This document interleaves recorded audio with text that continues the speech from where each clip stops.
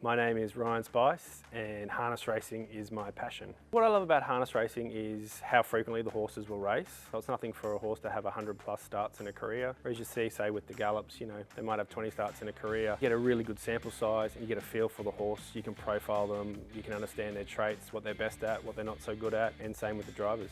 I'm 45 now and obviously I've evolved with how the different forms of technology have come about, and yeah, my old boy certainly taught me a fair bit, but in saying that, with the development of the harness.org website, race replays, that was a big thing. I have a few sort of frameworks or rules that I like to use. First one is do the work. You have to spend the time, get through your form. If for whatever reason I haven't done the form, well then that next meeting I won't be betting. So that's a pretty hard and fast rule. No wagering unless you've actually done the work.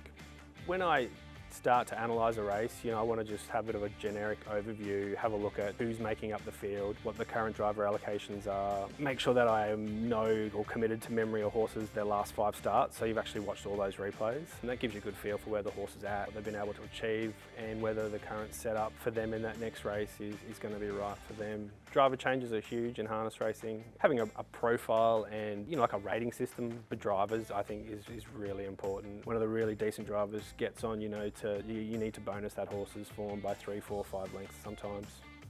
I kind of feel like I use the exchange currently 3 ways. The first is, say, if I've got a favourite going and I want to manage my downside risk, I'll certainly use it to lay the favourite, and I might even wait till in play for that. The second is I really like using the BSP for horses that I know are going to map out the back or have drawn the back row. And then the third way that I use the exchange is the horses that are a true 20 to 1 chance, you're getting $50, $60.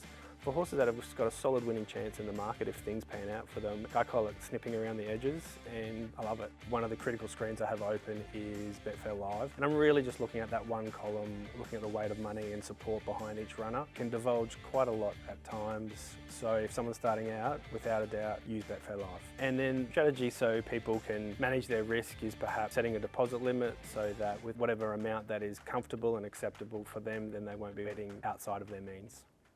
What's gambling really costing you? For free and confidential support, call the number on the screen or visit the website.